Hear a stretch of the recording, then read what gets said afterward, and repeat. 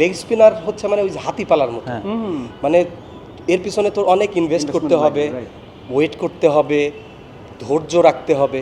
আমরা যখন BPL match চলতেছে আমরা এক সাইডে বিগ ব্যাশের ম্যাচ অন করে কনস্ট্যান্টলি এই জিনিসটা ছিল, মানে একটা ব্যাপার ছিল আর কি। রিশাদকে নিয়ে ফ্যান্টাসি আমাদের সবার মধ্যেই ছিল, একজন লেগ স্পিনার বাংলাদেশের অস্ট্রেলিয়ার মতো জায়গায় গিয়ে ভালো করতেছে।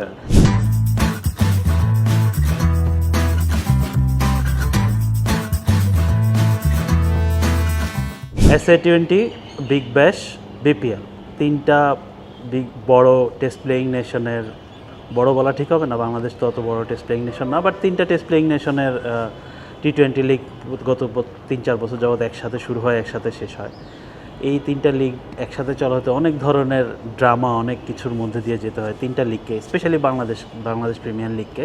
কারণ হচ্ছে যে প্যাকিং অর্ডারে অবভিয়াসলি এটা নিচের দিকে থাকে, বাট এই ড্রামার মধ্যে দিয়েই বিপিএল গত কয়েক বছর যাবৎ সার্ভাইভ করে আসছে। এবারও করলো, রাজশাহী চ্যাম্পিয়ন হলো, রাজশাহী ওয়ারিয়ার্স, নতুন franchise led by Najmul Hossain শান্ত।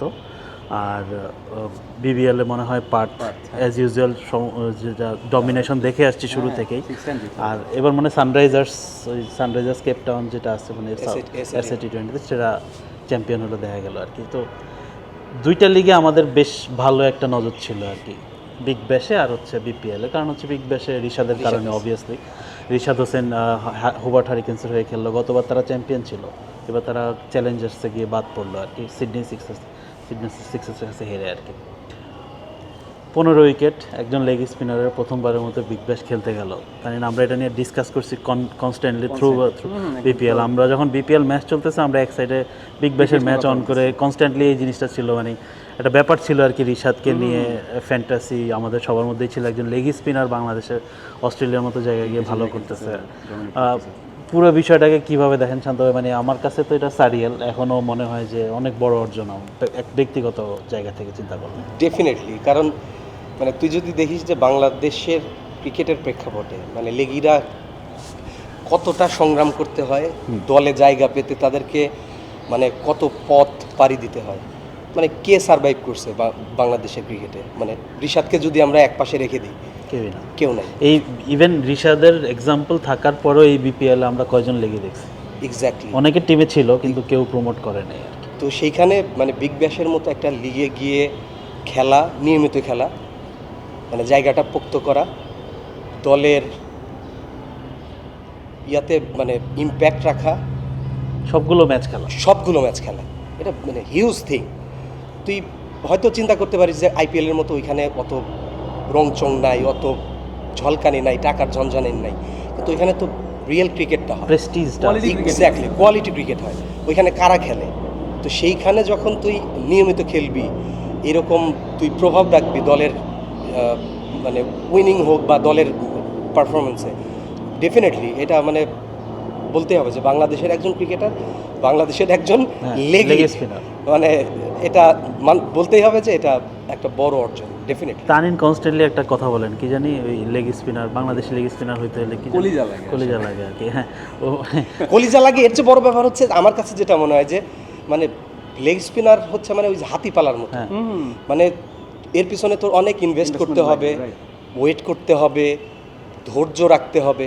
সেখানে তুই যদি চিন্তা করিস ওর টিমের কথা, বিগ ব্যাশে ওদের তো সেটা নাই। ওইখানে লিগগুলো কি হয়, তুমি আসো, পারফর্ম করো, টিমে থাকো, যদি না করো দল বেঞ্চে বসে থাকো কিংবা বাড়ি চলে যাও। তো সেইখানে সে ওই পার্টটা ভালো মতো কাটিয়ে দলে নিয়মিত হয়েছে এবং নিয়মিত পারফরমেন্স করেছে। হ্যাঁ, দুইজন লেগ স্পিনার ছিল, রেহান আহমেদ, দুইজন লেগ স্পিনারকে একটা টিম খেলাচ্ছে, মানে দুইটাই আবার ফরেনার। মানে এটা আমাদের ক্রিকেট কালচারে আমরা চিন্তাও করতে পারি না, এটা কালচারের ব্যাপার, মানে এটা সারিয়াল পুরো আর কি। জানেন এখানে আমি একটু ইন্টারাপ্ট করি। হ্যাঁ প্লিজ। এই যে ওরা দুইটা ফরেনার খেলাইতে পারে হাইস্ট 11-এ, দুইটাই লেগ স্পিনার। বাংলাদেশের সন্দীপ আসলো, সেও তো রিনোন, তারও কিন্তু দেখা গেছে ডে ম্যাচগুলোতে খেলেছে, রাতের ম্যাচগুলোতে খেলায় না। ইভেন ওয়াসি সিদ্দিকী ছিল, প্লাস রংপুরে আরও একজন ছিল সোহাগ নামের। হ্যাঁ, ওখানে মানে আমাদের এখানে ওখানে যেমন প্রমোট করাটাকে খুব বড় করে দেখা হয় না, এটাই নর্ম, এটাই হওয়া উচিত। আমাদের এখানে আর কি টোটালি উল্টাটা আর কি, Culture একটা ব্যাপার ডিফারেন্ট কালচার। আমাদের এখানে তোর বিপিএল এর কথা বলতেছিস, লিগে আমাদের ঢাকা লিগের কথা চিন্তা কর, ঢাকা লিগে তো কল্পনাই করা যায় না। সেইখানেও একজন লেগি থাকে না। ঋষাদ সাইড বেঞ্চে ছিল অনেকদিন এবং লাস্ট 2 সিজন আগে মনে হয় ওই শাইন পুকুরের পরে সুইচ করতেছে তার ম্যাচ খেলার জন্য আবাহনী থেকে। তো এটা খুবই ডিসঅ্যাপয়েন্টিং। এখানে একটা বাস্তবতা এবং খুবই রিসেন্ট ঘটনা এগুলো, 2 বছর আগের কথা। 2 সিজন আগে এখানে একটা বাস্তবতা তুলে ধরা যায়। ঋষাদ টিমে আসলো কিভাবে, বাংলাদেশ টিমে কিন্তু ব্যাটিং দিয়ে টিমে আসছে, মানে ওর যদি মানে জায়গাটা পাকা হয়েছে, আচ্ছা একটা লেগ স্পিনের সাথে একটু ব্যাটিং এবং খুব ভালো ফিল্ডার, হ্যাঁ, খুব ভালো ফিল্ডার। এখন ধর সে শুধু লেগি, তাহলে তখন কিন্তু এই বাংলাদেশের আমরা যেভাবে দেখে আসছি যে একজন লেগিকে দলে নেওয়ার ক্ষেত্রে যেভাবে মানে সব বিষয় বিবেচনা করা হয়, তাহলে হয়তো বা ঋষাদকে আমরা ওইভাবে পেতাম না। সেটাই ঠিক, এরকম ভাবে ঋষাদ জুবাইর হোসেন লিখন আর ওই আমিনুল ইসলাম। হ্যাঁ, বাকি আমরা যাদের কথা বললাম এই বিপিএল এ যারা সুযোগ পায় নাই, তাদের ক্ষেত্রে কিন্তু সিনারিওটা সেটাই। তাদের মেইন স্কিল লেগ স্পিন, তাদের ওই মাল্টিপল ওই ঋষাদের যে ফ্যাসেটগুলো আছে, মানে সে পয়েন্টে ফিল্ডিং করে, লং অন আবার ডেথ ওভারে বাউন্ডারি লাইনে ফিল্ডিং করে, প্লাস 2-3টা ছক্কা, স্পিনের এগেন্স্টে খুব ভালো ব্যাটিং করে বা পাওয়ার হিটিং এর স্কিলটা আছে। এই কারণে আর কি আমরা প্রমোট করতে পারছি, কিন্তু অন্য লেগ স্পিনারদের ক্ষেত্রে সেই সৌভাগ্যটা আছে কিনা বলা যায় না।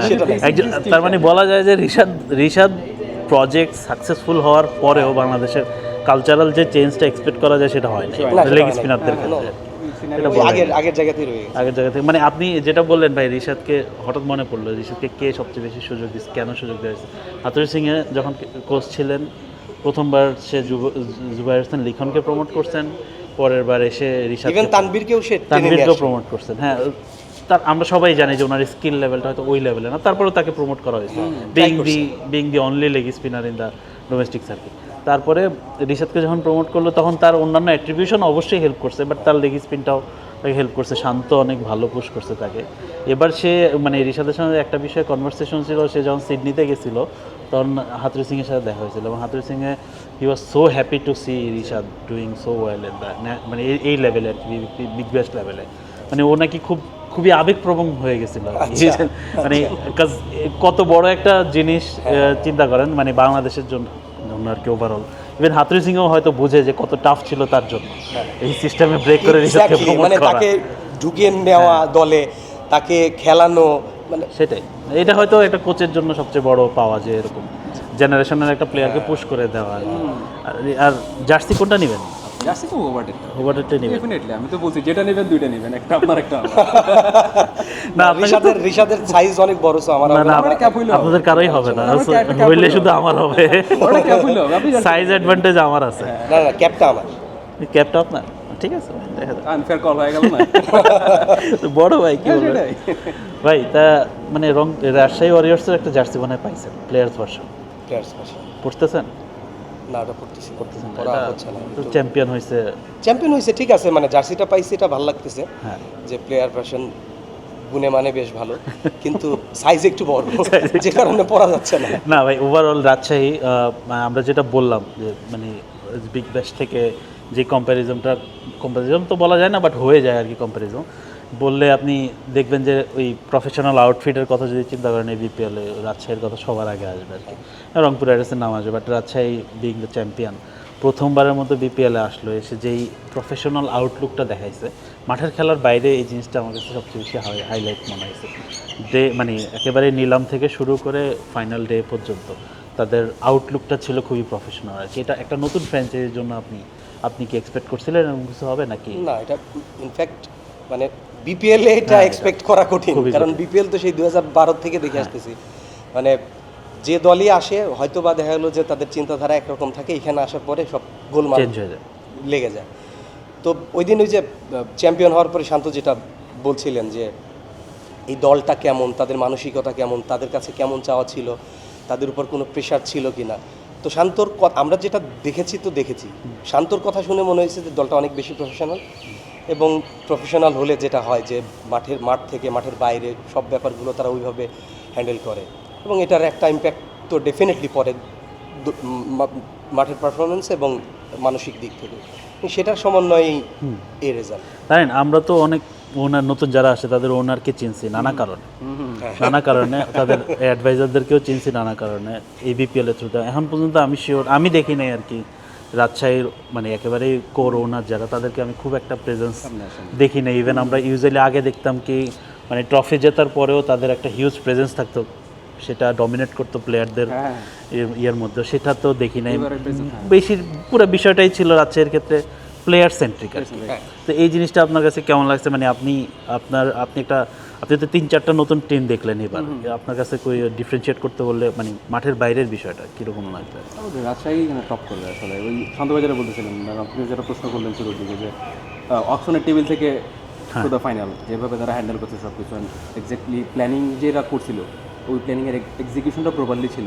অপশনের কথা যদি বলি, ধরেন একটা প্ল্যান নিছে, ওই প্লেয়ারের কিন্তু ব্যাকআপ সহ নিছে, এই না থাকলে আমি এর খেলাবো, এবং মাঠেও কিন্তু এরকম এক্সিকিউশন। Good point. হ্যাঁ হ্যাঁ, এটাই তো প্ল্যান। হ্যাঁ, এটাই প্ল্যান এক্স্যাক্টলি। আপনি যেটা বলতেছিলেন, মানে 12 সিজন ধরে বিপিএল হইতেছে, 12 সিজনের মধ্যে বিপিএল ফার্স্ট টাইম আমরা এরকম কথা বলার সুযোগ পাইছি যে একটা ফ্র্যাঞ্চাইজি স্ট্যান্ড আউট, যে এরা প্ল্যানিং নতুন ফ্র্যাঞ্চাইজি যে এরকম প্রথমবার আইসাই দেখেন। এবার নতুন মালিকানায় কিন্তু যে চট্টগ্রামে আসছে, শেষমেশ বিসিবি টেক ওভার করলে কি একটা হ্যাসেলের মধ্যে দিয়ে যাইতেছে ক্রিকেটারদের, এরা মেন্টাল ব্লক একটা কাজ করছে। তো চট্টগ্রাম যখন আসছিল এই ম্যাচ শুরুর আগের দিন তো তারা জানে না মালিক কারা, মালিক সরে গেছে, স্পন্সর আনতে পারে নাই, কই প্র্যাকটিস করবে, কি করবে না করবে কিছুই জানে না। তো ওখান থেকে সরে গেল, বিসিবি টেক ওভার করলো। এরপর মাহিদিরে জিজ্ঞেস করা হয়েছিল যে এখন তো রিলিফ কেন আপনারা, বলছে হ্যাঁ রিলিফ। মানে এবং ওই যে তারা যে মেন্টাল স্টেটটা ভালো ছিল, মাঠের পারফরমেন্সে কিন্তু দেখাইছে। ওই টিমটাতে আসলে কেউ কাউন্ট করে নাই যে ওরা ফাইনাল পর্যন্ত ফাইনাল খেলবে। মানে যেটা বললেন যে ভাই শেখ মেহেদী বারবার এই জিনিসটা বলছে যে ফাইন্যান্সিয়াল সিকিউরিটি বিষয়, সরাসরি না, সে বারবার ইমপ্লাই করছে যে এই টেনশন থাকে বিপিএলে টাকা পয়সার বিষয়টা কনস্ট্যান্টলি, ওইটা না থাকার কারণে ওদের হেল্প হয়েছে, চিটাগং রয়্যালসের হেল্প হয়েছে ফ্রিলি খেলার, এটা মাঠে দেখা গেছে। পুরো খুবই স্পিরিটেড একটা টিম ছিল। রাজশাহী যেমন প্ল্যান্ড গোছানো, তারা হচ্ছে স্পিরিটেড, টোটালি অপোজিট। কিন্তু তারা জানতো যে তাদের হয়তো অন্যদের যেমন 25% দিয়ে দিচ্ছে, 50% পেমেন্ট হয়ে গেছে, রাজশাহী দেখা গেছে যে লিগ ফেজের আগেই 100% হয়ে গেছে প্লেয়ারদের, ওদের হয়তো ওইটা হয় না, ওদের হয়তো একটা মানে এখন পর্যন্ত 50% হয়েছে। বাট প্লেয়ারদের মধ্যে ইয়া ছিল যে হ্যাঁ সেন্স অফ সিকিউরিটি ছিল, যেহেতু বিসিবি এটার দায়িত্বে, উইল গেট দ্য মানি। হ্যাঁ, ওইটা থেকে যেই স্পিরিটেড পারফরমেন্সটা আমরা রাতে চিটাগংয়ে দেখছি, ওইটা আমার কাছে স্ট্যান্ড আউট মনে হয়েছে গত 4-5টা বিপিএলের মধ্যে। আপনি চিন্তা করেন ভাই, ওর আর একটা ওনারশিপ ছিল প্লেয়ারদের মধ্যে, শরীফুল, শেখ মেহেদী, তানভীর, এরা প্রত্যেকেই ছিল ইনস্ট্রুমেন্টাল ওই রেজিম চেঞ্জ তো অনেক বড় শব্দ, ফ্র্যাঞ্চাইজি চেঞ্জের ক্ষেত্রে। হ্যাঁ, কারণ তারা দেখছে যে এখানে একটা ইনসিকিউরিটি আছে, তো যখন তারা ওই ফাইন্যান্সিয়াল ইনসিকিউরিটিটা নোটিস করতে পারছে, তখন তারা বিসিবির সাথে কনস্ট্যান্টলি যোগাযোগ করছে। এটা নিজ থেকে করছে তারা, যখন নিজ থেকে আপনি ওই দায়িত্বটা নেন, তখন আপনাকে পারফরমেন্সটাও সেভাবে করতে হয়, এবং তারা প্রত্যেকে তাদের অ্যাবিলিটি থেকে ওইটা করছে। দেখা গেছে যে যার স্কিল লেভেল আমরা জানতাম T20-তে একটা সার্টেন অ্যামাউন্ট পর্যন্ত, আমরা এখানে তার এলিভেট করতে দেখছি। এটা হয়তো তার ওই ওনারশিপের কারণ থেকেই আসছে। মানে 26 উইকেট শরীফুলের সিঙ্গেল হ্যান্ডেডলি বোলিং অ্যাটাকটাকে টেনে নিছে। ওখানে শেখ মেহেদীর পারফরমেন্স ছিল ব্যাটিং বোলিংয়ে, তানভীর অত বেশি জ্বলে ওঠে নাই এখানে, মানে বাট একটা মানে ইয়া ছিল আর কি, দায়িত্ব নেওয়ার ব্যাপার ছিল যে আমি এই টিমের মেইন বোলার, আমি I have to carry this team, এরকম একটা ব্যাপার ছিল চিটাগংয়ের প্লেয়ারদের মধ্যে। এটা আমার কাছে খুবই এনজয় করছি আমি থ্রু আউট দ্য বিপিএল এই জিনিসটা, এবং সেটার রেজাল্টই তারা পাইছে। নিজের জায়গা থেকে কেউ যদি মনে করে যে দায়িত্বটা আমারই, সব দলটা আমারই, এক্স্যাক্টলি 11 জন যদি এই একইভাবে ভাবে, তখন আলটিমেটলি একটা ভালো রেজাল্ট চলে আসে, এবং চিটাগং সেটাই পাইছে। বড় কোনো বিদেশি নাম ছিল না, রসিংটনের নাম বলতেই হয়, সে খুবই ভালো করছে। ইনজুরি না হইলে হয়তো ডিফারেন্ট কেস হইতে হতো। তাদের রসিংটনের নাইমের ওই ওপেনিং পার্টনারশিপটা মানে 4-5টা ম্যাচ জিতেছে বেসিক্যালি, তাদের প্লে অফ কনফার্ম হয়েছে ওখানে। আর সব ছিল ওই জায়গাটায় কনস্ট্যান্ট 9 উইকেটে জিতছে, 10 উইকেটে জিতছে, মানে পিওর ডমিনেন্স ছিল টপ অর্ডারে। তো এছাড়া আর কোনো স্ট্যান্ড আউট ফরেনারের নাম আপনি বলতে পারবেন না এই টিমের ক্ষেত্রে, যেটা হয়তো রাজশাহীর ক্ষেত্রে ছিল কিছুটা, হয়তো বা রংপুরের ক্ষেত্রে ছিল, আমরা ডিসকাস করবো। সিলেটের ক্ষেত্রে তো অনেক বেশি ছিল ভাই। রাজশাহীর চ্যাম্পিয়নশিপে ওটা একটু আবার বলি, একটু যদি আসি শান্তর ক্যাপ্টেন্সি নিয়ে একটু যদি বলতেন, আর একটু মনে করে দেখেন গতবার কিসের মধ্যে দিয়ে তাকে যাইতে হয়েছে অ্যাজ এ ব্যাটার ফরচুন বরিশালে, তার আগের বছর সিলেটে কিসের মধ্যে দিয়ে যাইতে হয়েছে, তার T20 রিসেন্ট ফর্ম সব কিছু মিলায়, তার লিডারশিপ, বাংলাদেশ হ্যাঁ বাদ পড়া সব কিছু মিলায় বিশ্বকাপে দলে ছিলেন না। তারপরে আমি যতটুকু শুনছি উনি মনে হয় আবার মেইন ইয়েতে ড্রাফটেড হয়েছিল আর কি, তার পারফরমেন্সের কারণে শেষের দিকে। তো সব কিছু মিলে আপনি কীভাবে দেখবেন, মানে তার বিশ্বকাপে যাচ্ছে না, বাট তার পারফরমেন্সটা, তার ক্যাপ্টেন্সি ওভারঅল যদি আপনি বলেন আর কি। শান্তকে আমার কাছে সবসময় শক্ত মানসিকতার মনে হয়। মানে তুই যদি আপনার সাথে নামের মিল থাকে। সেটা তো শান্ত নামের সবাই মোটামুটি এরকমই হয়। তো মানে অনেক ছোটোবেলার থেকে শান্তকে দেখতেছি, মানে আগের থেকেই বিচার করা হয়েছে ওকে ওইভাবে যে ও হয়তো বা ভবিষ্যৎ ক্যাপ্টেন। এটা তখনই বিচার করা হয় যখন মানে খেলার পাশাপাশি একটা দলে ওই রকম একটা জায়গা তৈরি করে নেয় বা লিডারশিপের যে ব্যাপারগুলো থাকে সেগুলো প্রকাশ পায়। তো শান্তর তো শুধু এই T20 না, এর আগেও অনেক বাজে সময় গেছে এবং সেগুলো সে ওভারকাম করে আসছে। এবং এটার কথা যে ফাইনালি সেদিন সে বলতেছিল যে একটা প্রশ্ন হয়েছিল যে এই যে বাদ পড়া, দল থেকে বাদ পড়া, T20 ফর্ম গত বছর একটা টিমে মানে ছিল কিন্তু ম্যাচ পায় নাই, মানে শান্তর মতো একজন তখন সে ব্যাটসম্যান, ক্যাপ্টেন, হ্যাঁ, তখন যে তখন ন্যাশনাল টিমের 3 ফরম্যাটে ক্যাপ্টেন। 3 ফরম্যাটের ক্যাপ্টেন। কিপিংও করছে সে। হ্যাঁ, তো এই জায়গা থেকে মানে উঠে আসার জন্যে বা নিজেকে পরের লেভেলে নেয়ার জন্যে যে দৃঢ়তা দরকার সেটা ওর মধ্যে আছে, ওনার মধ্যে আছে, এবং সেই ফাইটটাও সে মানে করতে জানে বিভিন্ন সময়। মানে এর আগে আমরা যখন শান্তকে মানে টানা ট্রল হতে দেখেছি, দেখছি না, হ্যাঁ। মানে ট্রল হয়ে যাচ্ছে হয়ে ওয়ান অফ যাচ্ছে দ্য হয়ে ওয়ার্স্ট যাচ্ছে। In Bangladesh cricket history. হ্যাঁ, মানে এত ট্রল মনে হয় কেউ হয়নি। জাকির আলী মনে হয় ছাড়াই যাচ্ছে। জাকের আলী না, দুজনের ভিতর তফাৎ আছে। হ্যাঁ, মানে বললাম আর কি, তার ক্ষেত্রে যেটা হয়েছে আর কি। হ্যাঁ। শান্তর ক্যারেক্টারটা এটা প্রিভিল করছে আর কি। হ্যাঁ, মানে শান্ত মানে সলিড ব্যাটসম্যান, লিডারশিপ আছে, ভবিষ্যৎ ক্যাপ্টেন, তারপরও তার মানে বাজে সময়ের কারণেও ওই লেভেলের ট্রল হয়েছে। জাকের আলীর কথা যদি আসে, এক সাইডে খেলা নিয়ে এটা ট্রল হইতে পারে, মানে এটা বাংলাদেশের মানে ক্রিকেট ফ্যানদের মানসিকতা তো আমরা জানি, আমি ছোট করছি না, মানে আমরা কোথায় গিয়ে থামতে হয় সেই জায়গাটা আমরা মানে অনেক সময় গুলায় ফেলি, যে কারণে আমরা অনেক বেশি বলি, পার্সোনালি অ্যাটাক করি। তো জাকের আলীর ক্ষেত্রে যেটা হয়েছে মানে ওর একটা দুর্বল দিক ছিল সেটা নিয়ে, কিন্তু শান্তর কিন্তু স্পেসিফিক ওই রকম ছিল না। কিন্তু দুর্দান্ত। হ্যাঁ, সেটা বলতেছি।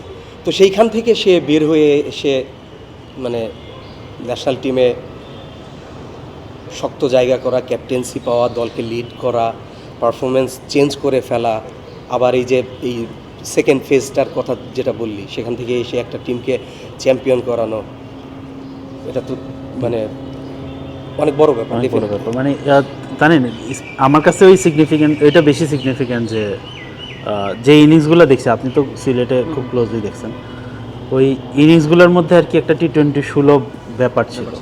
বিকজ মানে আমরা একটা টাইমে এক্সপেক্ট করা শুরু করতেছিলাম যে মানে আচ্ছা শান্ত আছে, তার মানে ইটস গোনা বি ওভার 50, মানে পাওয়ার প্লেতে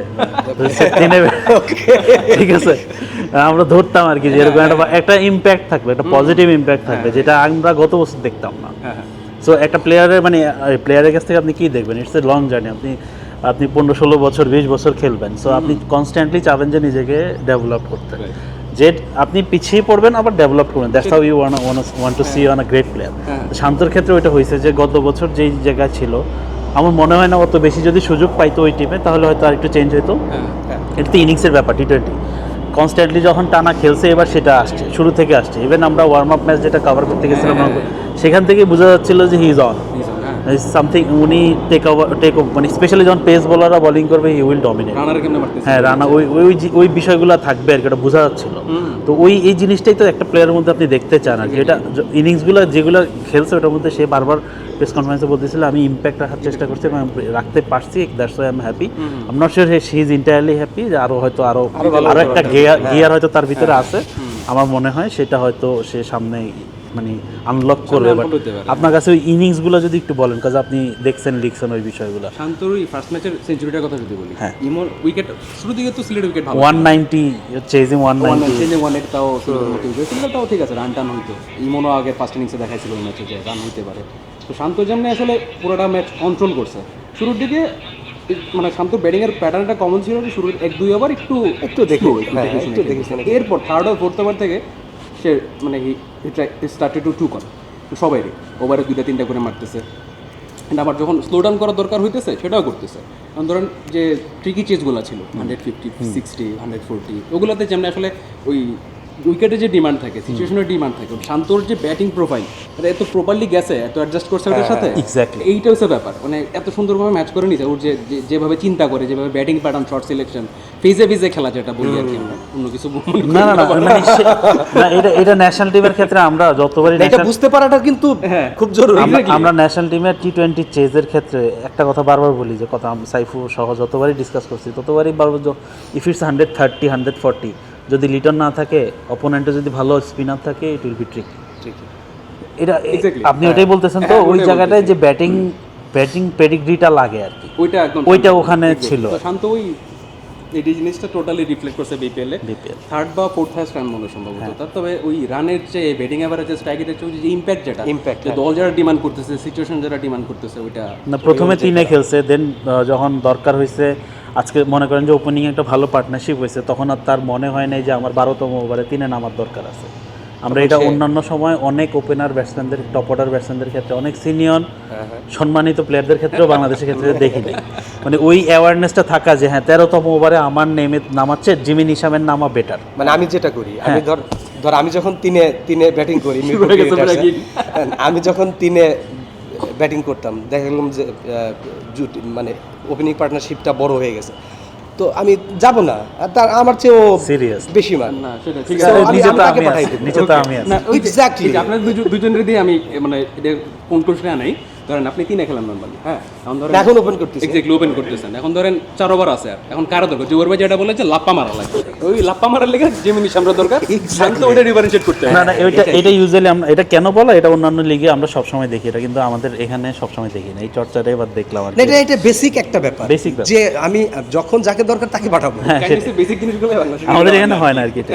আরেকটা জিনিস ভাই, এখানে যেটা শান্তর মনে হয়েছে যে মনে হয় 5টা রান চেস ফাইনাল সহ মনে হয় 6টা ম্যাচ ডিফেন্ড করছে সে, লো স্কোরিং, যেগুলো হচ্ছে আমরা আগে দেখতাম সাকিব যখন ক্যাপ্টেন্সি করতো, আমরা মিরপুরে ওয়ানডে ম্যাচ হচ্ছে 220, আমরা ধরে নিতাম যে Shakib somehow will make a match out of 200 190, even ওই যে 190 চেস 170 ডিফেন্ড করছে বাংলাদেশ সাকিব। একটা ব্যাপার হয়ে গেছিলো। আমরা এবার যতবারই আমি শান্তকে ডিফেন্ড করতে দেখছি ক্যাপ্টেন হিসেবে, এখানে ও ছোটো স্কোর আর কি 140 50 60 70, ততবার আমার বারবার সাকিবের ক্যাপ্টেন্সির কথা মাথায় আসতেছিল। মানে ওই মোমেন্টে একটা ম্যাচ আমি মনে আছে রংপুরের সঙ্গে, আপনার তারিনে মনে আছে যে অফ স্পিনারকে আনছে হচ্ছে 18তম অহিনকে, কারণ সে রেকগনাইজ করছে যে 10 ওভারের পরে ডিউ এত পড়তেছিল, ওই দিন আমরা বাইরে যাই দেখি বৃষ্টির মতো ডিউ পড়তেছে, ডিউ এত পড়তেছিল, বল নর্মাল হাইট ওজনের চেয়ে আরো বেশি, মানে বল লিটারালি ফুলে গেছে, তো সেই স্পিনারের 2টা ওভার সেভ করে রাখছে, পেসারদেরকে আগে করে ফেলছে, কারণ ওই স্পিনার যত বল ভিজবে আরো বেশি হবে, আনইভেন বাউন্স তত হবে। তো 18তম ওভারে ইয়াকে অহিনকে এনে ম্যাচ পুরো ঘুরে ইনসেন লেভেলে লো ছিল, বল মারা যাচ্ছে, টাইমিং হচ্ছিল না, বল মেরেও আপনি নিতে পারবেন না, কারণ স্লো আগাবে না, বল হেভি বল আর কি, যেটা চেন্নাইয়ে মার্চের দিকে যখন হয়, আইপিএল এর শুরুর দিকে দেখা গেছে প্রথম 10 ওভারে 90 রান হয়ে গেছে, পরের 10 ওভারে রান 40 50 কলাপস হয় একটা, কারণ হচ্ছে যে হেভি ডিউ পড়ে আর কি, হঠাৎ করে চলে আসে এবং ইয়ারা হয় আর কি। তো এই জিনিসগুলো আমার কাছে খুব ভালো লাগছে ক্যাপ্টেন্সির ইয়া। আর মাঠের বাইরে যে জিনিসগুলো হ্যান্ডেল করা, প্লেয়ার্স রিক্রুটমেন্টের ক্ষেত্রে কেন উইলিয়ামসন আসতো না যদি শান্ত না থাকতো, আর জিমি নিশামও আসতো না যদি শান্ত না থাকতো, এগুলো পুরোটাই শান্তর নিজের কমিউনিকেশন, নিজের থেকে করে করসপন্ডিং করে যোগাযোগ করে তাদেরকে আনা। তো মাঠের বাইরে আর মাঠের ভিতরের যে বিষয়গুলো, ওইগুলো মনে হয়েছে যে আমার না এটাই মানে তার মধ্যে লিডারশিপ আছে, মানে ম্যান ম্যানেজমেন্ট। ইভেন এটা কেন উইলিয়ামসের মতো প্লেয়ার, সরি আপনাকে থামাইলাম, কেন উইলিয়ামসের মতো প্লেয়ার আসছে শান্ত বলাতে, এটাও একটা ইন্টারন্যাশনালি তার ওই ইয়াটা আছে যে এখন তার ওই জায়গাটা আছে যে এরকম বড় প্লেয়ার আসে আর কি। সেটাই ওই যে দায়িত্ব নেওয়ার ব্যাপারটা, মানে আমি একটা টিমে খেলতেছি, আমি এগুলো কেন দেখবো, আমার তো দেখার দরকার নাই, বা দেখার মানুষ আছে, ও নিজের থেকে দায়িত্ব নিচ্ছে, যেহেতু সে টিমটাকে ওইভাবে অন করতেছে বা লিডারশিপে আছে, যে আমি আমার কোন ক্রিকেটার হলে ভালো হয়, এবং তাকে কাউকে বলার পরে তাকে ওইভাবে সাড়া দেয়া, তুই যেটা বললি যে ওই ব্যাপারটা তার তৈরি হয়েছে, যে মানে শান্ত মানে সে একজন মানুষ আর কি। ভাই রাজশাহীর আর কাদেরকে আপনার মনে হয়েছে যে স্ট্যান্ড আউট? সাকলাইনকে আমার খুব ভালো লাগছে, আমার কাছে মনে হয়েছে যে অনেক দিন পর বিপিএল একটা প্লেয়ারকে প্রডিউস করলো। অনেকে বলবে যে এটা হ্যাঁ আগে থেকেই তো মানে পরিচিত, এটা মানে প্রডিউস করা আমি কিঞ্চিত দ্বিমত করি, কারণ হচ্ছে তুই যদি সামনে আনিয়ে আসলো ওই হ্যাঁ মানে ওই ওরা যে একটা টুর্নামেন্ট খেললো Rising। হ্যাঁ, তো ওইখানে যদি তুই এরকম না দেখতি, আমার মানে নিলামেও তাকে নিয়ে যে যেরকম কারাকারি হয়েছে বা তার টাকা পয়সা যে পরিমাণ বেড়ে গেছে, আমার মনে হয় না সেটা হইতো। তার কারণ আমাদের স্কাউটিং নাই। হ্যাঁ, আমরা জানি না যে কোন ক্রিকেটার উঠে আসতেছে আনলেস সে কোথাও পারফর্ম করে নাই। ওই মানে exposure না পাইলে হ্যাঁ, আগে আমাকে দেখতে হবে যে হ্যাঁ ও করতেছে। প্র্যাকটিসে দেখা বা নেটে ব্যাটিং করতেছে, মানে তার ধরন দেখে, তার ব্যাটিংয়ের অ্যাবিলিটি দেখে কাউকে যে তুলে আনার যে ব্যাপারটা, এটা খুব কম হয় বাংলাদেশে। হয় না। হ্যাঁ, মানে হাতে গোনা কিছু হয়তো উদাহরণ তুই দিতে পারবি, ওরকম তো নাই। তো হ্যাঁ, সাকলাইনকে ভালো লাগছে।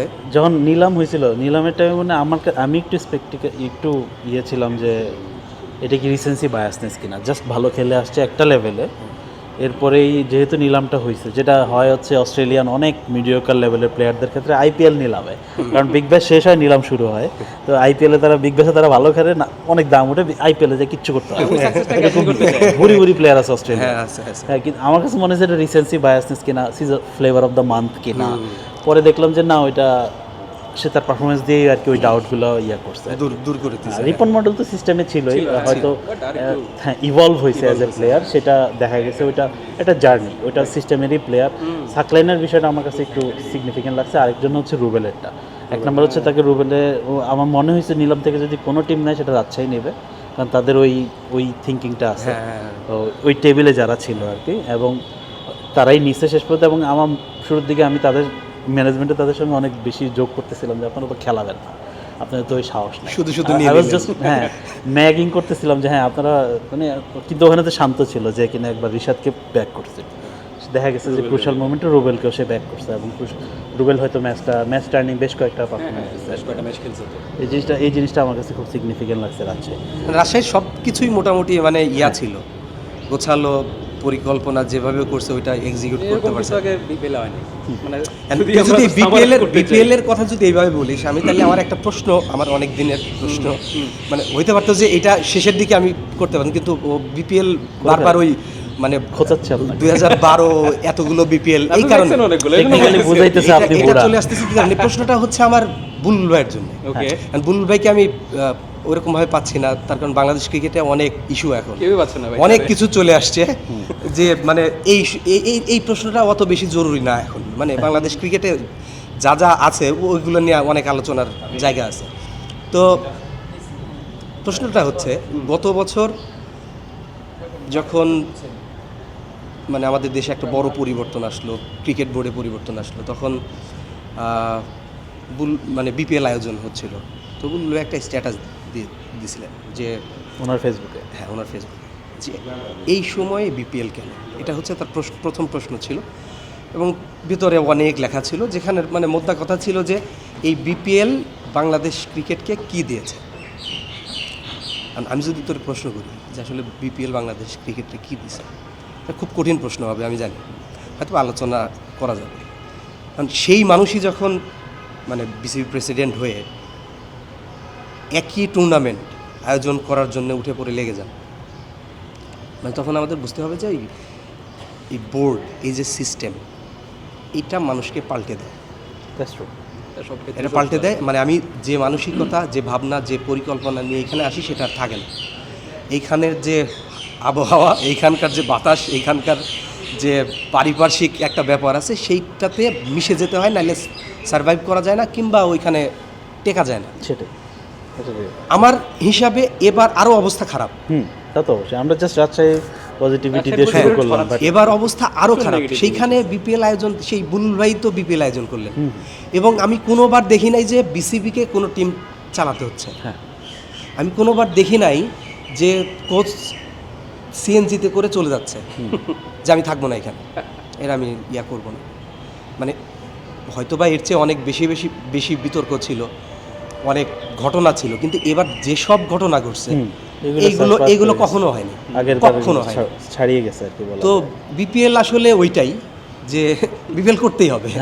মানে বিপিএল বাংলাদেশ ক্রিকেটে এমন একটা জায়গা করে নিছে যে এটার মান যেমন হোক, এইখানে বিদেশি ক্রিকেটার থাকুক আর না থাকুক, বিপিএলটা আমাদের একটা মানে সম্মানের একটা অংশ হয়ে গেছে। তাহলে হোয়াটস দ্য পয়েন্ট? বুলবুল বোর্ডের বাইরে ছিলেন তখন একরকম সেই স্ট্যান্ড ছিল, এখন আইসা আরেকবার, তাহলে আগে যে আমি কথাগুলো বললাম, সমালোচনা করলাম, হোয়াটস দ্য পয়েন্ট? মানে আপনার আমি সেটাই বললাম যে উনি যেভাবে কথা বলতেন, যেভাবে সমালোচনা করতেন, যেভাবে পথ বাতলে দিতেন, সেগুলো তো নাই। উনি ওনার কথা যদি আগে ধরি তাহলে উনি যেগুলো করতেছেন, এখন হয়তো আলোচনাটা বিপিএল ছেড়ে আমরা হয়তো না, বিসিবি খুবই প্রেসিডেন্টের দিকে চলে যাচ্ছি, বাট এগুলো প্রাসঙ্গিক। হ্যাঁ, তো সেটা তো হয় না। আমি ওইটাই বললাম যে হয়তোবা সিস্টেম, হয়তোবা বোর্ডের আবহাওয়া, বোর্ডের এমন কিছু আছে যেখানে গেলে আর আমি যেভাবে ঢুকি সেরকম থাকতে পারি না, আর ওই যে আমাকে ওইটার সাথে মিশে যেতে হয়। লাইমলাইটের টেম্পারেচার হয়তো নর্মাল টেম্পারেচারকেও গরম করে দেয় আর কি। হ্যাঁ। বেশি ঠান্ডা ফিল করে।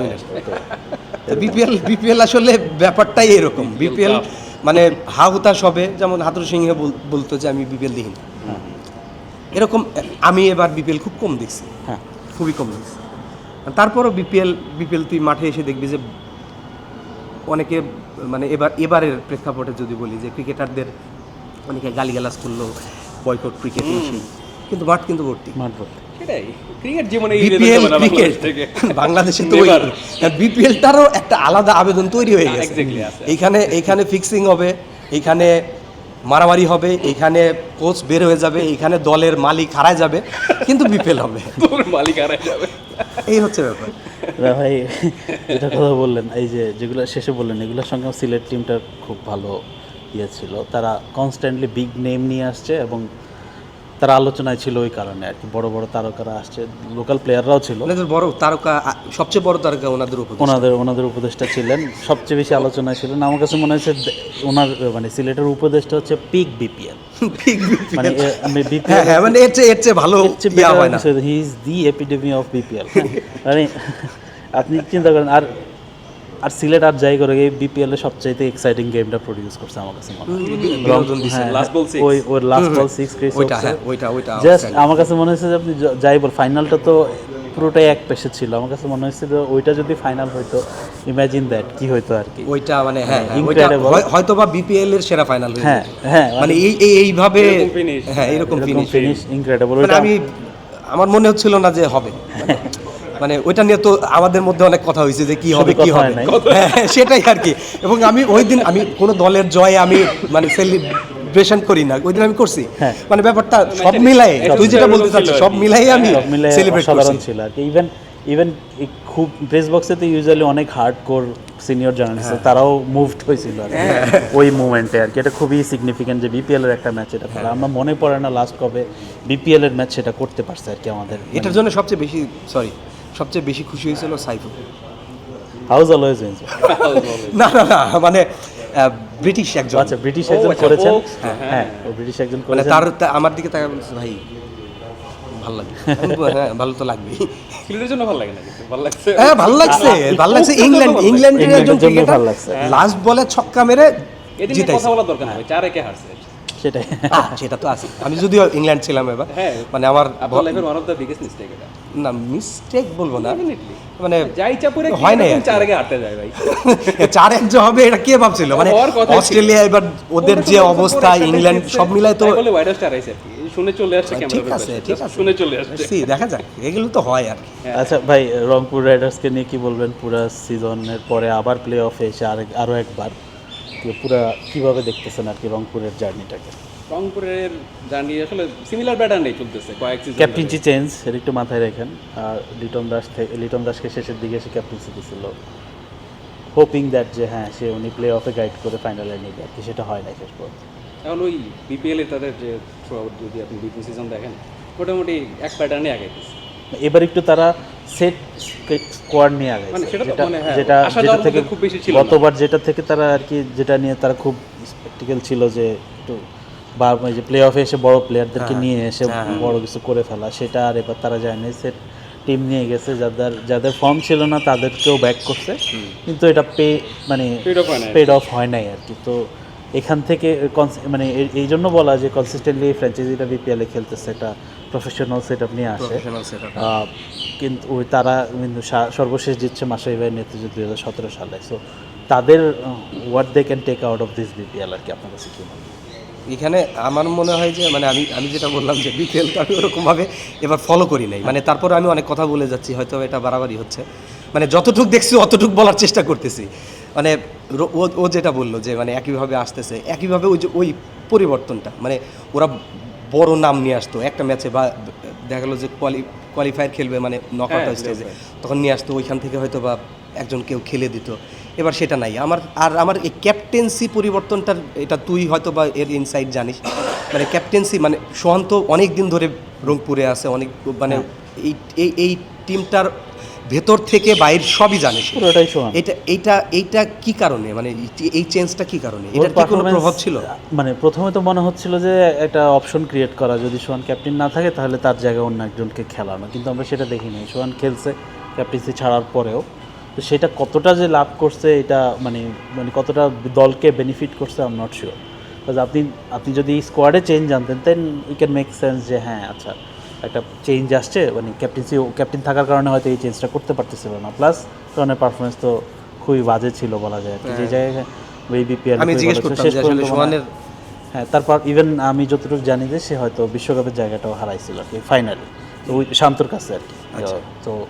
তো ওই জায়গাটা তো ছিলই হয়তো এখন, কিন্তু যদি আমরা বুঝতে পারতাম যদি তাকে বাদ দিয়ে যদি অন্য একজনকে খেলানো হতো তাহলে একটা হয়তো চেঞ্জ করার যৌক্তিকতাটা আরেকটু শক্ত হতো আর কি। এটা খুবই সারপ্রাইজিং লাগছে যে তাকে বাদ দেওয়া হয়েছে, প্লাস হচ্ছে যে তাকে খেলানো হয়েছে পরে, মানে এটা ওই যে কারণে সরানো সেটা আসলে ঠিকঠাক হয় না, ঠিকঠাক মতো হয়তো হয় না। হ্যাঁ, আর তারা হয়তো চেঞ্জও করতে চায় না এই জায়গা, মানে প্লে অফে এসে তারা হয়তো চাইছে যে একটু ফ্রি করে দেই ক্যাপ্টেন্সি রেসপন্সিবিলিটি থেকে আর কি, যদি তার ব্যাটিংটা আসে। কিন্তু সোহান মানে যে টাইপের ক্রিকেটার বা গত 4-5 বছর কনস্ট্যান্টলি সে অ্যাটলিস্ট ডোমেস্টিক লেভেলে রান করে গেছে। This is the first time যে আমার মনে পড়ে না যে সে মানে ক্যাপ্টেন্সির প্রেসারে ব্যাটিং করতে পারবে না। আমার কাছে পার্সোনালি আমার মনে হয় না, খুবই মানে তুই তো খুব কাছ থেকে দেখছিস, মানে এই রংপুরের জার্নিটা তোর মূল্যায়ন কি? মানে এই একটা জিনিস ভালো লাগছে যে স্টেবিলিটিতে ট্রাস্ট রাখছে তারা চাইছে যে স্টেবল টিম থাকুক, কনস্ট্যান্টলি ওই টিমটাই খেলুক। বাট তারা যেই ফরেন প্লেয়ারদেরকে পিক করছে তাদের পিকটা মোটামুটি শেষ হয়ে গেছে। যেমন ডেভিড মালানের কথা যদি বলি, উনি প্রলিফিক প্লেয়ার ছিল বাংলাদেশের কন্ডিশনে, ইয়ার আফটার ইয়ার কনসিস্টেন্টলি পারফর্ম করে গেছে, কিন্তু এবার আমরা ওই মালানকে দেখি নাই। আর ডিফারেন্ট মানে তার পিক পেছনে ফেলে আসা মালানকে দেখছি আর কি। তারপরে যে জিনিসটা ইফতেখার রহমানের কাছ থেকে, ইফতেখার আহমেদ পাকিস্তানি মিডল অর্ডার, তার কাছ থেকে এক্সপেক্ট করা, তার ক্ষেত্রেও তাকে মনে হয়েছে যে তার পিকটা সে পেছনে ফেলে আসে। এখন আর সেই সময় নাই যে সময়ে সে একটা 400 রানের মিডল অর্ডারে 400 রানের একটা সিজন দিতে পারে, স্ট্রাইক রেট 140+, যেটা সে ফরচুন বরিশালে একবার দিছিল, দুইবার দিছিল, একবার সাকিবের সঙ্গে, একবার তামিমের সঙ্গে। সো ওইটা এবার আমরা দেখি নাই। তারা হয়তো ওই বিপিএল পেডিগ্রি থেকে তাদেরকে পিক করছে, তাদের উপর ফেথ রাখছে, বাট ওইটাই বলতেছিল তানিন যে ইভেন লাস্ট ইয়ার যেমন Akif left arm pacer had a super season, but খুবই ভালো ছিল। হ্যাঁ, এবার লিটারালি তাকে তার সেরা ফর্মে তাকে মনে হয়েছে যে মানে তার গত বছরের অর্ধেকটাও দেয় নাই আর কি। সো বেসিক্যালি লোকাল প্লেয়াররাই টেনে নিছে আর কি, যেটা কখনো মুস্তাফিজের ক্ষেত্রে bowling line up single handedly Mustafiz টেনে নিছে, স্পিনাররা খুব একটা ওয়ার্ক করে নাই। আপনি আলিসা আহমেদ যে কিনা 1 বছর খেলার বাইরে ছিলেন, তাকে এনে ডিরেক্ট বিপিএলের মতো একটা জায়গায় বারবার সুযোগ দিচ্ছেন, তো তার ফিটনেস লেভেল নিয়ে সমস্যা ছিল, তার বোলিং ওই লেভেলে ছিল না। So you need to have quality spinners. আপনি রকিবুলকে ব্যাক করেন নাই, আপনি আলিসকে ব্যাক করছেন। রকিবুলকে গত বছর 1 বছরে মনে হয় প্রায় 100-র উপরে উইকেট নিয়েছেন অ্যাক্রস ফর্মে, রকিবুলের কাছ থেকে কিছু ব্যাটিংও পাওয়া যেত, আপনিও তাকে ব্যাক করেন নাই, করছেন আলিসকে। ঠিক আছে, there is some mystery in it, কিন্তু ওই মিস্ট্রিটা তার ফিটনেসের কারণে। এটা তার হয়তো সে যদি ঢাকা প্রিমিয়ার লিগ দিয়ে ব্যাক করতো, পরে বিপিএল খেলতো, অথবা NCL T20 দিয়ে ব্যাক করে বিপিএল খেলতো, তাইলে হয়তো তার জন্য ভালো হতো। সো এই জিনিসটা হয় না। গত বছর যারা ভালো করেছে, আলিস কিন্তু গত বছরের পারফরম্যান্স, গত বছর চিটাগংকে ফাইনালে তুলতে সেই হেল্প করেছিল, কিন্তু এই বছর আর সেটা হয় নাই। সো এই গত বছর প্রতিবার তো হবে না, মানে এক সেম ক্রিকেটার তোরে প্রতিবার ওই এবার এটাই হয়েছে। আবার কারণও ছিল, কারণ ইনজুরি থেকে ফিরতেছে, ফেটিগ, তারপরে যারা সিনিয়র ক্রিকেটার তারা তাদের পাস্ট ফেলে আসছে। রিয়াদ ভাই 2-3টা ম্যাচ জিতাইছে, এছাড়া তো আর কোনো সিগনিফিকেন্ট পারফরমেন্স ছিল না ব্যাটিংয়ের ক্ষেত্রে আর কি। তারপর কাইল মেয়ার্সও ওই অর্থে যেটা গতবার বিপিএল এসে করে গেছে, কাইল মেয়ার্স সুলভ যে ব্যাপারটা সেটা আমরা দেখি না। কিন্তু এই কম্বিনেশনাল ফ্যাক্টর কি, আপনি যাদের উপর আস্থা রাখছেন দে ডিডন্ট মানে পারফর্ম দ্যাট মাচ আর কি। লিটন দাস খুব একটা ভালো করে নাই পুরো সিজনে, খুব মানে ভালো করে নাই, খুব একটা বলাও ওই তো কঠিন। হ্যাঁ, Nahid Rana on and of, শেষের দিকে এসে 2-3টা ম্যাচ খুব ভালো বোলিং করছে, বাট নাহিদ রানা ছিল অন অ্যান্ড অফ আর কিছু। তার টি-20 বোলিং নিয়ে তো এমনিতেই আগে থেকে কোশ্চেন ছিল এটা হয়তো ইভেনচুয়ালি সর্ট আউট হবে, কিন্তু এখন সব কিছু মিলাই আর কি সব জায়গায় পিছিয়ে হয় ছিল নাই, আর কি, হ্যাঁ। হয় নাই।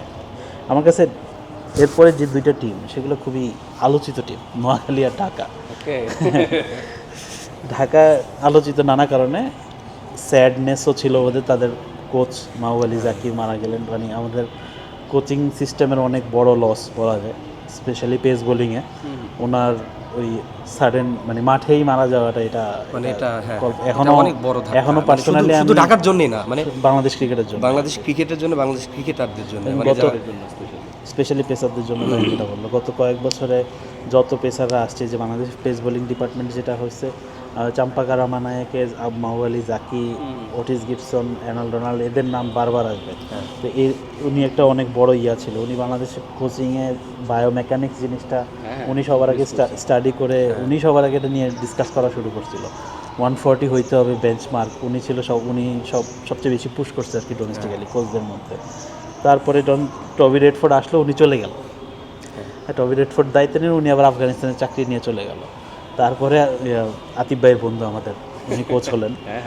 এর মাঝখানে আবার ওই টিমটা সবচেয়ে বেশি ইন্টিগ্রিটি ইস্যুজ নিয়ে কোশ্চেন হয়েছে, সবচেয়ে বেশি বা তাদেরকে জিজ্ঞেস করা হয়েছে, তাদের টিমের প্লেয়ারদের রুমের ভেতরে ইন্টিগ্রিটি অফিসাররা ঢুকে গেছে, ড্রেসিং রুমে ঢুকে গেছে, প্লেয়াররা আবার ইয়ে করছে, সিইও কোশ্চেন করা হয়েছে, সিইওর ইন্টিগ্রিটি নিয়ে কোশ্চেন হয়েছে, অনেক মানে ইন্টিগ্রিটি এলিগেশন আছে তার বিরুদ্ধে। সব কিছু মিলে এই টিমটার পারফরমেন্স, এখানে আবার সাব্বির ছিলেন, নাসির ছিলেন, শামীম পাটোয়ারি ছিলেন, কীভাবে দেখেন আর কি ঢাকার এবার তাসকিন ছিলেন। মানে তুই সব বলে দিছিস, এবার আপনি বলবেন। মানে তুই সব বলে দিছিস। আচ্ছা, এবারের বিপিএল এ ফার্স্টে 50 কার? নাসির হোসেন 21 বলে। তো নাসির হোসেন ভালো খেলছেন, হ্যাঁ, মানে আমি বলতেছি এটা যে ভালো তো খেলছে না, সেটা ঠিক আছে, আমি বলতেছি যে বিপিএল খারাপ কথা তো বলা যাবে না, সাইফুদ্দের এলাকার প্লেয়ার। বিপিএল এর ব্যাপারটাই এরকম।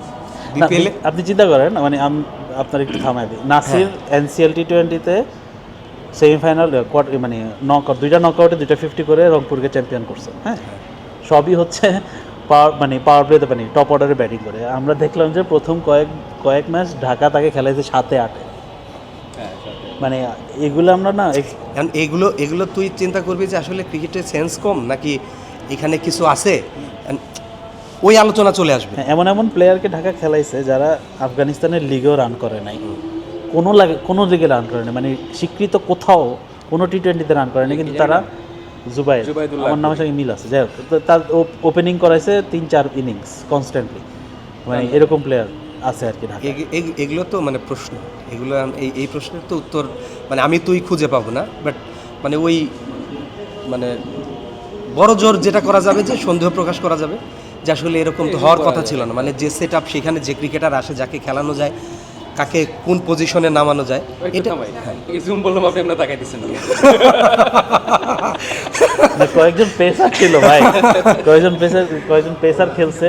আপনি ওখানে মারুফ নিদা আছে, আরো কয়েকজন লোকাল ট্যালেন্ট, এইচপি লেভেলের ট্যালেন্ট, আপনি তাদের কাউরে খেলার নেই। আপনি খেলাইছেন আফগানিস্তানি ফাস্ট বোলার, পাকিস্তানি ফাস্ট বোলার, যারা কোথাও কোনো উইকেট নেয় নাই, তাদের পারফরমেন্স লেভেল কিছু না। একটা পর্যায়ে মনে হয়েছে যে ঢাকা হচ্ছে যে বেসিক্যালি আফগানিস্তান বা পাকিস্তানি প্লেয়ারদের রিহ্যাব সেন্টার বা প্রমোট করতেছে, বা এটা এরকম একটা বিষয় ছিল। এরকম আসলে কত ক্রিকেটারের ক্যারিয়ার রিভাইভ হয়েছে এখান থেকে, অনেক ক্রিকেটার হয়েছে, ন্যাশনাল টিমে চান্সও পাইছে। সেটা ওইটা ভালো ব্যাপার যে কেউ এসে এখানে পারফর্ম করতেছে, গিয়ে ন্যাশনাল টিমে সুযোগ পাচ্ছে। আমাদের ক্রিকেটারদের ক্ষেত্রে এটা কম। আপনি যদি আপনার এইচপি লেভেলের প্লেয়ারদেরকে নিলাম থেকে কিনলেন, আপনি তাদের ম্যাচ দিলেনই না, ম্যাচ দিলেন হচ্ছে 8ম, 9ম, 10ম, আপনি তোফায়েলকে ম্যাচ দিলেন না। আমরা তোফায়েলকে এই টিমে খেলাই, বিসিবি এ টিমে খেলায় তোফায়েলকে, আপনি তোফায়েলকে কোনো ম্যাচ দিলেন না ঠিক মতো। এ টিমের লেভেলটা কি মানে বিপিএল এর চেয়ে কম? আপনি you should start with Tofail season, then সে যদি পারফর্ম না করে দেন ইউ থিংস আদারওয়াইজ, তাই না? সেটা না করে অপোজিটটা হয়েছে। আরও একটা টিমের ক্ষেত্রে এটা হয়েছে কনসিস্টেন্ট, এটা নোয়াখালী। আপনি এবার এক্সপ্লেন করেন। নোয়াখালীর মানে নোভিড ছেলে খেলছে যে কোথাও খেলে না, হ্যাঁ, কিন্তু একটা বাংলাদেশ সেঞ্চুরি করে ফেলছে। একটা সেঞ্চুরি করছে, কিন্তু বাংলাদেশের শাহাদাত হোসেন দীপু কনসিডার করা হয় হচ্ছে নেক্সট বিগ থিং ব্যাটিং এর। টেস্ট খেলছে ভাই বাংলাদেশে এবার দুইটা চারটা টেস্ট খেলছে, আপনি মানে ওয়ার্ল্ড কাপ উইনিং টিমের প্লেয়ার। হ্যাঁ, আপনি তাকে খেলান নাই, আপনি all of a sudden Munim শারিয়ারকে আনছেন যে কিনা 6 মাস কোনো ক্রিকেট খেলে নাই, 3 ম্যাচ খেলাইছেন, কোনো রান করে নাই, 2টা রান হয়েছে। আপনি আবু জায়েদ রাহিকে নিয়ে আসছেন টুর্নামেন্টের মাঝখানে, মুশফিক হাসান কিন্তু আপনার আছে, কনসিডার করা হয় তাকে next test debut pace bowling. আপনি তাকে কোনো ম্যাচ খেলার নাই, আপনি বাইরে থেকে আবু জায়েদ রাহিকে আনছেন যে কিনা কোথাও নাই, তাকে 3 ম্যাচ খেলাইছেন, সে 5 ওভার করছে 3 ম্যাচে 5 ওভার করে 60+ রান দিয়েছে। আপনি তাকে কনস্ট্যান্টলি খেলাইছেন, আপনি তাকে 4 ওভার করানোর কনফিডেন্টও আপনার নাই। সেটাই, তারও এবিলিটি নাই। এখন সে কি 4 ওভার করাতে চাইছেন নাকি ওই 1-2টা ওভারের জন্য আসছেন, এগুলো তো আমরা প্রচুর ডিসকাস করছি। আপনি একটু নোয়াখালী নিয়ে একটু বলেন। নোয়াখালী ফ্র্যাঞ্চাইজ বিপুল শুরুর আগে দিন আমি তখন বাসে সিলেট যেতেছি, এর মধ্যে দেখলাম যে খালেদ মাহমুদ সুজন আর তালা কতক্ষণ বাসে জানিয়েছিলেন? বাসে ছিলাম 10-11 ঘন্টা, ডোন্ট রিমেম্বার বাইক অডিবল। তো এর মধ্যেই জ্যাম ট্যাম ধুলাবালুর মধ্যে খবর পাইলাম যে খালেদ মাহমুদ সুজন আর তালা ভাই ওনারা চলে যেতেছে। কি ব্যাপার?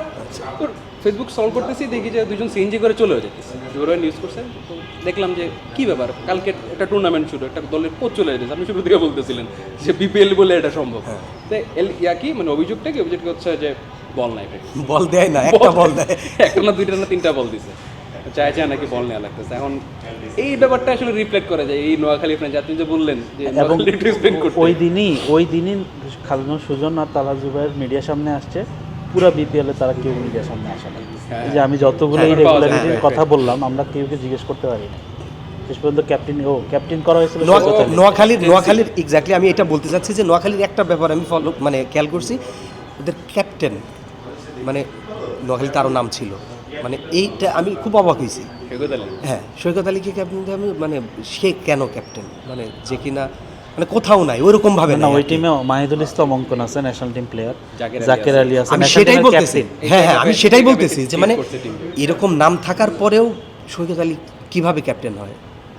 কয়েকজনের সাথে কথাও বলছি, তো মানে যেটা হয় যে এইসব ব্যাপারে সদুত্তর পাওয়া খুব কঠিন হয়ে যায়। এগুলো তো ছিল। এরপরে ধরেন ওই আপনি যেটা রাহির কথাটা বলতেছিলেন, অঙ্কন ক্যাপ্টেন্সি দেয় না, ঠিক আছে ভালো। আবার ওনার যে ছিল সে ক্যাপ্টেন্সি না বলতেছিল যে জাকের আলী আমার ক্যাপ্টেন্সি পছন্দ নাই, কেউ বলতে পারে এটা। ওদের 2টা ঘটনা যদি করা যায়, ওনার মালিক পক্ষ আর কি, সেটা তো বলা যায়।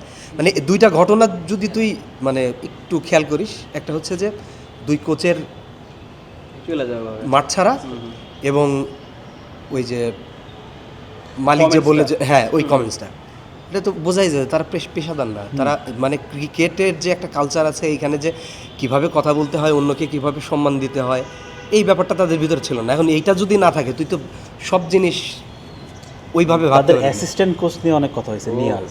আচ্ছা, উনি পাকিস্তানি নাকি? নামটা কি, নিয়াজুল হাসান খান নাকি? এটা আতিফ ভাই ভালো বলতে পারে। 3টা নাম একটা লোকের। উনি পাকিস্তানি নাকি আফগানিস্তানি, এটা নিয়ে সন্দেহ আছে আর কি। এখনো তোরা বের করিস না? না, উনি আমরা লিখছি, মানে আতিফ ভাই লিখছে এটা নিয়ে যে উনি ওনার আইডেন্টিটি নিয়ে সমস্যা আছে। উনি গত বছর ছিলেন ঢাকা ক্যাপিটালসের স্ট্রেংথ অ্যান্ড কন্ডিশনিং কোচ, উনি আবার এবার হচ্ছে অ্যাসিস্ট্যান্ট কোচ নোয়াখালী। উনি সবগুলা, আমি যতটুকু জানছি, উনি যতগুলো নবীর ছেলে থেকে যতগুলা নেক্সট লেভেলের আফগানিস্তানি প্লেয়ার আছে, আমরা আফগানিস্তানের আগে এখান থেকেই জানছি যে ওরা নেক্সট লেভেল প্লেয়ার, তাদেরকে উনিই নিয়ে আসছেন এখানে। আচ্ছা, হ্যাঁ, এবং তার রোলটা কি সে কেউই ক্লিয়ার না। ওখানে আবার লেখা ট্রেনার। কি ভাই, তাহলে তো তুই যেটা বললি যে আইডেন্টিটি আছে, সিরিয়াস আইডেন্টিটি, অনেকেই ডাকছে। আর সর্বশেষ যে 2টা টিম নিয়ে আমরা কথা বললাম, এই 2টা টিমের অনেকেই এসইউ ডাকছে।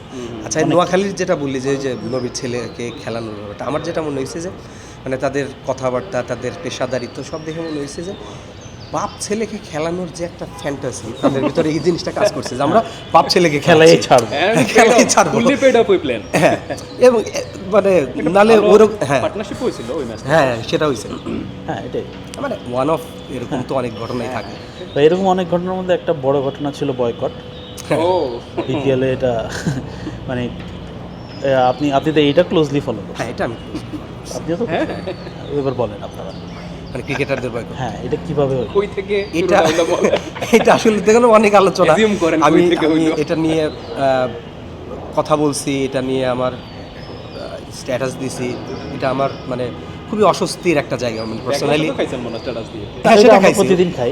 ওইটা সবসময় হয়, এটা বলে লাভ নাই। মানে জাস্ট আমি কি বলছি, আমি বলছি যে না, ওটা আরও অন্য একটা ঘটনার কারণে, যাই হোক। কামিং ব্যাক টু হ্যাঁ, এটা মানে আমি তো 15-16 বছর জার্নালিজমের ক্যারিয়ার হয়ে গেছে, মানে এই রকম ঘটনা, মানে যে মন্তব্যের কারণে এই বয়কটটা, আমি এরকম কখনো কোথাও শুনিনি। ইনফ্যাক্ট ওয়ার্ল্ড ক্রিকেটে এরকম কিছু নেই। কোথাও শুনিনি। মানে ক্রিকেটারদের এইভাবে খাটো করা হচ্ছে, ক্রিকেটারদের জাতা বলে দেওয়া হচ্ছে। আমার যেটা মনে হয়েছে, মানে পার্সোনালি আমি যেটা বিলিভ করি, সেটা হচ্ছে যে ওনার ক্রিকেট সেন্স কতটা আছে সেই আলোচনায় আমি যাব না, বাট সিস্টেম কিভাবে চলে উনি জানেন না, যেটা আমি আমার পোস্টেও বলেছি এবং এক জায়গায় ইন্টারভিউতেও ওইখানে আমি ওইটা বলছি। না, এই ধরনের কমেন্ট ভাই আমরা ফেসবুকে শুনি ওটা খুব স্বাভাবিক, কনস্ট্যান্টলি। ওটা খুব স্বাভাবিক। যদি আপনার ওখান থেকেই ওই সেন্টিমেন্টটাই যদি ক্যামেরার সামনে চলে আসে, তাহলে তো হ্যাঁ, দায়িত্বশীল ব্যক্তি। সেটাই বলতেছি। মানে তুই যখন একজন মানে বিসিবি ডিরেক্টর, তখন তো তুই কি বলতেছিস, তুই কার দিকে আঙুল তুলতেছিস, এগুলো তো তোর মাথায় রাখতে হবে। সেটাই।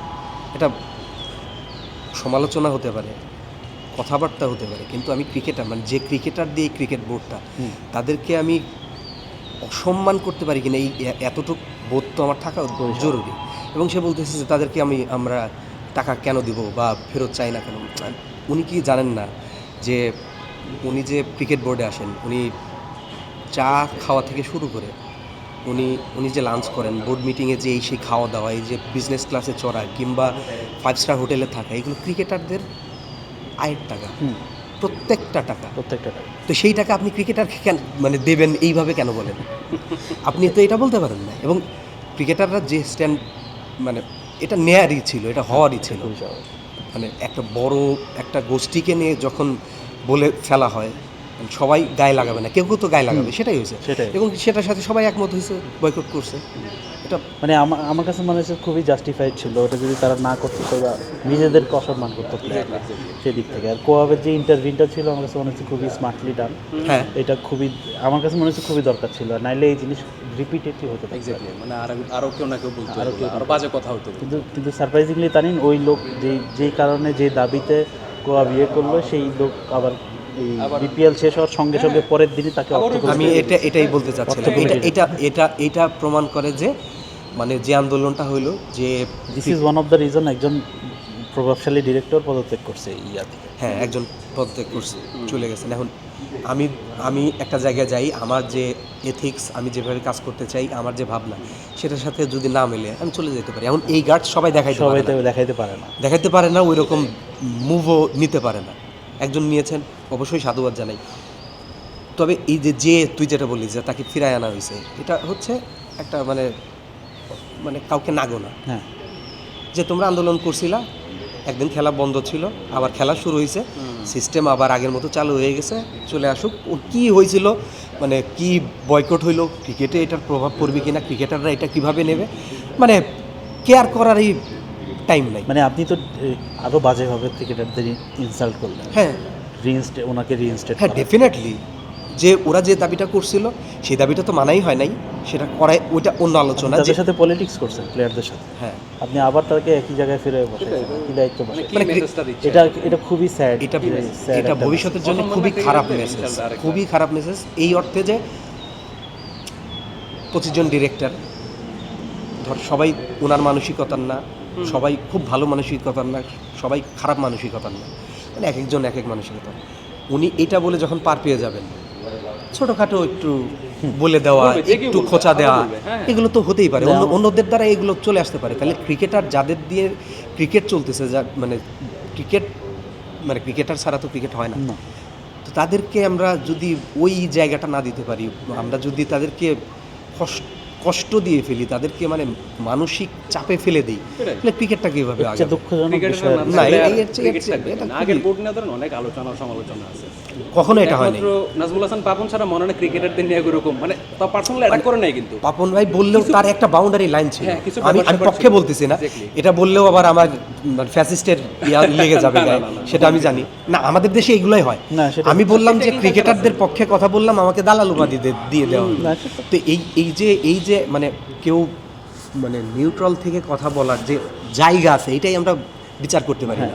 আমরা ধরে নিই যে এটা বললো মানে ও এটা। মানে আপনি একটা বলছেন আমার ভালো লাগে না, আমার এগেইনস্টে গেছে, দ্যাট মিন আমি I can tag you, I can tag you হ্যাঁ, মানে আলোচনার জায়গা নাই, আমি ওইটা নিয়ে আলোচনা করবো না বা তর্ক করবো না, ওটা আমি সরাসরি বলে দেবো যে তুই খারাপ। শুধু ক্রিকেট না, আসলে আর্থসামাজিক জীবন বলেন, আমাদের পার্সোনাল লাইফ বলেন, রাস্তায় বাইরে নিরিকশালার সাথে কথা বলেন, সব কিছুতে এই জিনিসটা পাবেন। টোটাল কালচারের জাতিগত দৈন্যতা আর কি এটা টোটাল কালচারের আমরা ব্যাপার। মানে ক্রিকেটে আসি বলে ক্রিকেটে অনেক বেশি রিফ্লেকশন দেখি। এখন ওই কালচার কিন্তু ক্রিকেটেও পড়ে, হ্যাঁ, ওটাই বলতেছি। যেগুলো হচ্ছে হ্যাঁ, হ্যাঁ। মানে একজন বোর্ড ডিরেক্টর যেগুলো বলতেছে এগুলো কালচারের পার্ট না। অবশ্যই অবশ্যই। ক্রিকেট এমন একটা খেলা, ওইটা সোসাইটির বাইরে না, হ্যাঁ, টোটালি society-র বাইরে। Reflective to the society. এইটাই হচ্ছে ডে টু ডে লাইফে কিন্তু ইম্প্যাক্ট আছে ক্রিকেটের। ভাই আরেকটা জিনিস আমি জাস্ট টাচ করে যাই, আমাদের অত বেশি সময় নেই। মুস্তাফিজের বিষয়টা নিয়ে আমরা জানি যে এখন এটাই বাংলাদেশ বিশ্বকাপে যাচ্ছে না। শুরু তো হয়েছিল ওই আইপিএলে মুস্তাফিজের বিষয়টা থেকে, তারপরে এখন মানে ওইটা নিয়ে আমরা অনেক আলাপ করছি। আপনি যদি একটু মানে আপনার ভাবনাটা বলতেন যে এইটা আমাদেরকে ইন ফিউচারে বাংলাদেশি প্লেয়ারদের আইপিএল ডিল নেয়ার ক্ষেত্রে বা পাওয়ার ক্ষেত্রে কী ধরনের ইম্প্যাক্ট ফেলতে পারে, আর ফিউচার অফ বিপিএল নিয়ে যদি ছোট্ট করে বলতেন। এটা তো মানে আইপিএল কি মানে ভারত বাংলাদেশের ক্রিকেট সম্পর্ক বলিস বা আমি ফ্র্যাঞ্চাইজি লিগ টপিক তো এই জন্য ওটা বললাম। হ্যাঁ, মানে ওইটাই তো খারাপ হয়ে গেছে এখানে। আর মানে আইপিএল বোর্ডের যে অবস্থা, মানে বাংলাদেশ ক্রিকেট বোর্ডের যে অবস্থা, হয়তো কোনো ক্রিকেটারকে নাম নিয়ে দিতে দেবে না যে না ওইখানে যাওয়ার দরকার নেই। কারণ এখানে যে একটা ব্যাপার বড় করে দেখা হচ্ছে সেটা হচ্ছে আত্মসম্মানবোধ। মানে আমি কাউকে ছোট করতে চাই না, একটা জায়গায় একজন ক্রিকেটারকে নিয়ে অনেক কথা হয়েছে, আন্দোলনের মতো ব্যাপার ঘটছে ইন্ডিয়াতে, বা হুমকি দেওয়া হয়েছে, তাকে নাম সরাই দিতে বলছে বিসিসিআই। তো ক্রিকেট বোর্ডের কি উচিত ছিল? তাদেরকে জিজ্ঞেস করা যে কোন গ্রাউন্ডে, হ্যাঁ কোন গ্রাউন্ডে তুমি এটা করলা, এবং তুমি যদি একজন ক্রিকেটারের নিরাপত্তা না দিতে পারো, সেক্ষেত্রে আমি আমার পুরো টিমকে কিভাবে পাঠাবো, ওই নিশ্চয়তা প্ল্যান এটা আমার লাগবে, না হলে আমি হয়তো ওইভাবে মুভ করতে পারবো না। সেটা না করে আমাদের কি হয়েছে, আমরা তো আমাদের ডিপ্লোমেসি ভালো ছিল না, আমরা ঠিকভাবে ডিপ্লোমেসি ছিল না। ডিপ্লোমেসি ছিল না, এক্স্যাক্টলি, এখানে ডিপ্লোমেসি ছিল না। আম সরি, যে ডিপ্লোমেসির কিছু ব্যাপার থাকে যেটা মানে যেখানে আলোচনার জায়গা থাকে, যেখানে তর্ক করা যায়, দর কষাকষি করা যায়। আমাদের এটার মধ্যে কিছুই ছিল না, গ্রাউন্ডই তো রাখে নাই। গ্রাউন্ডই রাখেন। আমরা শুরুতেই যদি বলে দিই যে আমরা খেলতে যাব না, সেটা তো মানে পয়েন্ট অফ নো রিটার্ন যেটা হ্যাঁ, বলে। ওইটাই তো। এটার বিরাট প্রভাব আছে, শুধু আইপিএল না, এটা আমার যেটা মনে হয় যে মানে আমরা সবাই জানি যে আইসিসির রেভিনিউ সবচেয়ে বেশি কোত্থেকে আসে, কাদের প্রভাব বেশি। এখন এমন একটা ইস্যু নিয়ে আমি যদি তাদের সাথে দ্বন্দ্বে জড়ায় যাই, এবং তাদের সাথে আমরা যদি বলি যে বাংলাদেশি অনেক মানুষের ভাষায় যে চোখে চোখ রেখে ফাইট করা, এগুলো করলে তো আমাকে ওই জায়গাটা দেওয়া হবে। ওই যে ওই ESPN এর হেডলাইনটা মনে হচ্ছে, fight Bangladesh never going to win. সম্ভব না। আমি ফাইটে নামছি, আমাকে জানতে হবে যে এই ফাইটটা আমি জিতবো কিনা। আমি যদি এখন শক্তিশালী একজনের সাথে মারামারি করতে যাই, আমার তো বোঝা লাগবে যে আমি ওকে কোন দিক থেকে অ্যাটাক করব, মুখোমুখি করবো না পিছন দিকে গিয়ে অ্যাটাক করবো। আমার তো এবিলিটি আছে কিনা সেটা জানা দরকার। এক্স্যাক্টলি, অ্যাবিলিটির জায়গাটা জানা খুব জরুরি, যে আমি কতটুকু ফাইট করতে পারবো, কতক্ষণ টিকতে পারবো। এটা না জেনে এখন আমাদের কি হয়েছে, আমরা ওয়ার্ল্ড কাপে যাচ্ছি না, আমরা জানি না আমাদের সামনে কবে খেলা। শান্ত যেটা বলতে স্যার হয়তো জানি, কিন্তু ওইভাবে যে একটা যে স্ট্রাকচার থাকে মানে ওইটার মধ্যেই নাই ক্রিকেটাররা। এই যে একটা মানে বিরাট শঙ্কার জায়গা তৈরি হয়েছে, যে দ্বিপাক্ষিক সিরিজ থেকে শুরু করে মানে এই যে তোর আইসিসি টুর্নামেন্টগুলোর হোস্ট হওয়া হাবি, যে আমার মনে হয় যে অনেক মানে আমি হয়তো মানে দুই একটা পয়েন্ট বললাম, এরকম অনেক পয়েন্ট আছে, অনেক বড় প্রভাব। জানেন খেলা কি হবে ইন্টারন্যাশনাল ক্রিকেট বাংলাদেশে? ইন্ডিয়া আসবে? সমস্যা নেই, আমাদের এসএস যাদের সাথে খেলি, জিম্বাবুয়ে আসতে পারে, আয়ারল্যান্ড আসবে, খেলবো। আর এর মধ্যে তো শান্তভাই বলতেছিল যে সামনে কি খেলা আছে, মার্চে পাকিস্তান আসতে পারে, বাট এই টাইমটাতে কি করবো? সমস্যা নেই, যে সিসিডিএম চ্যালেঞ্জ কাপ শুরু হইতেছে, আজকে শুরু হয়েছে, ওটা কভার করবো, সমস্যা নেই তো। সেটা তো ক্রিকেটের মধ্যে থাকতে হবে। হ্যাঁ সেটাই, যাই হোক ইন্টারন্যাশনাল ম্যাচ থাকুক, বাংলাদেশ ওয়ার্ল্ড কাপ খেলুক না খেলুক, আমরা তো খেলবো। আমাদের খেলার জন্য সিসিডিএম চ্যালেঞ্জ কাপও জরুরি। ঠিক আছে, thank you so much. Thank you so much.